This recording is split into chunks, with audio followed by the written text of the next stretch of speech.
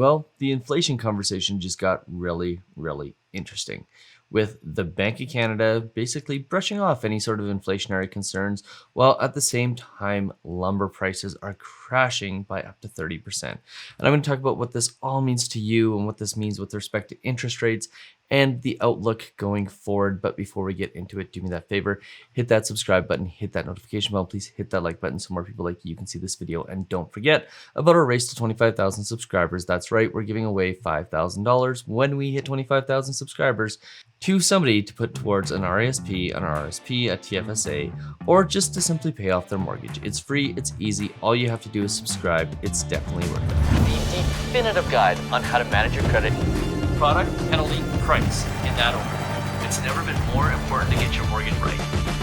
Okay, so let's get into it. Let's discuss inflation and all the things that come along with it. This is going to be somewhat of an interesting video because obviously there is this perception in the economy that inflation is running rampant, even though it's not, and that interest rates are bound to go up in the near future. We've got people talking about high lumber prices and excess prices in the housing market as a result. It's just wild out there. And the reality of it is this. All this inflation talk, all the talk about, injecting money into the economy, if you take it and you have conversations and you talk about individual pieces in silos, yes, it's easy to make a case for whatever direction you want the economy to go and whichever side of the argument that you're on. But the reality of it is nobody really knows what's going to happen post-pandemic, because quite honestly, we've never been in this situation before. So I want to shed some light on why interest rates aren't necessarily going to go up. I want to shed some light on why lumber prices have gone up and then have come back down. And I just generally want to talk about the fact that the economy isn't necessarily in for a super happy ride over the next 2 or 3 years. And therefore, that worry about rising interest rates isn't necessarily something that maybe we should be thinking is a given. So let's jump into it real quick and just go straight to the headlines.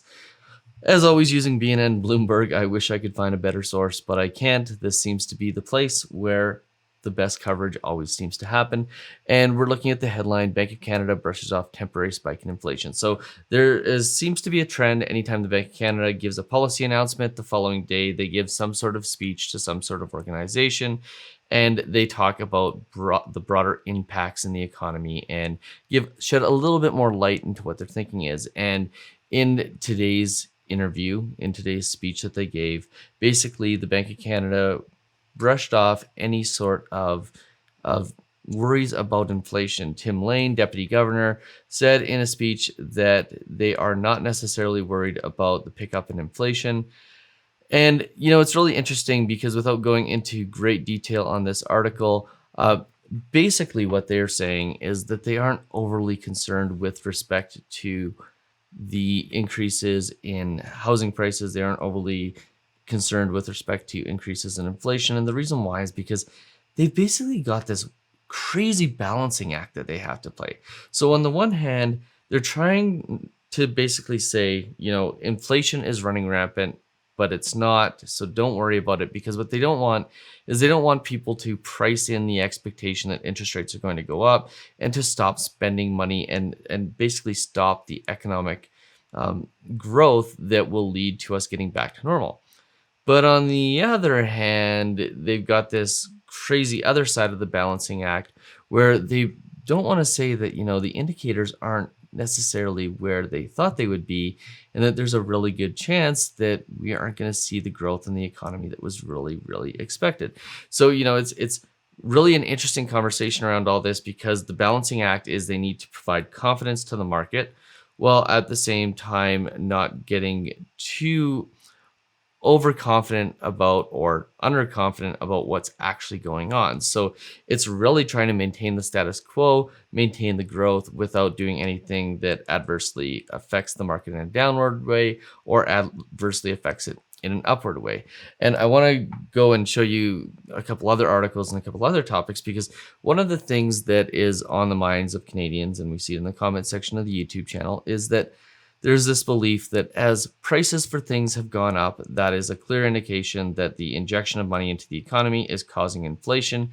and therefore we are going to see higher interest rates. Well, it's not necessarily true, because a lot of the reasons why you're seeing goods like gasoline, goods like lumber, goods like steel go up in price significantly is because there has been interruptions in the supply chain, right? Not being able to work full shifts with full numbers of workers because you have to socially distance, and not being able to get microchips from Asia, and basically just not being able to produce goods at the same rates has led to higher prices because there's less supply. And when you shift the supply curve in such a way that there's less supply, it basically creates higher prices, in the same way that shifting a demand curve would create higher prices as well.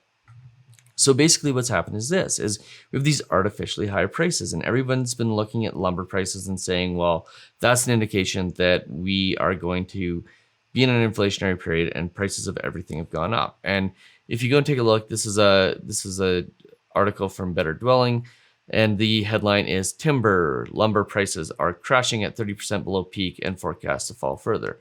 And there's some interesting data in here. Here's the lumber prices. You can see the peak on about May 5th of 2021, where lumber got up to about $1,686 and then has come down significantly since that point in time. And they've got some other interesting graphs, and I show this article because the graphs are interesting.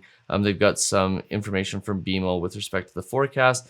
And basically what they're forecasting is that they expect lumber prices to come down pretty much back to the same levels that they were in 2019, 2020. And the reason why is because the expectation is that as supply starts to get back to normal, there was really no fundamental reason for lumber prices to go up as much as they did. Yeah, there was a little bit of excess demand because of housing, but with the housing demand basically tapering at this point, they really shouldn't be pricing lumber at, more than double what it was priced in 2019 or 2020. Now, just to kind of give you an added piece of data here, an added source, I want to show you the lumber prices off the NASDAQ. These are lumber futures. This shows the last 6 months, March 2021. Obviously, lumber prices were down here.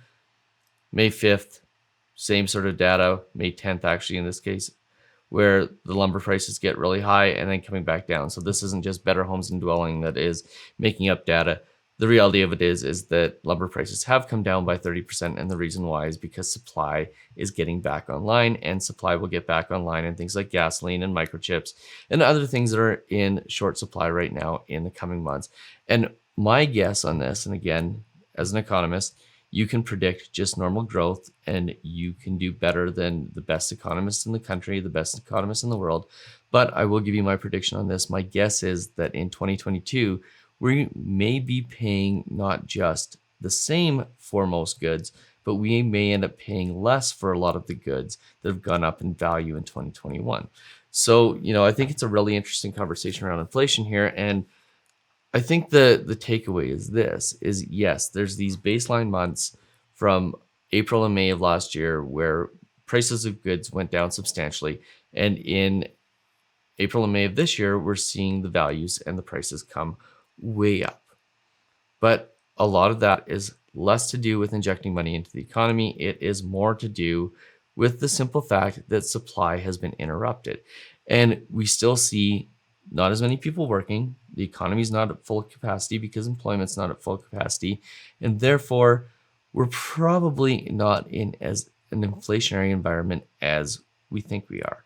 And with the economic growth numbers not being where they were expected to be, there is a chance that we may see a pretty much flat line for the next year or two. And if we do, the Bank of Canada's promise of interest rates going up in late 2022 could end up being that the interest rates actually go up in 2023 or 2024 or 2025.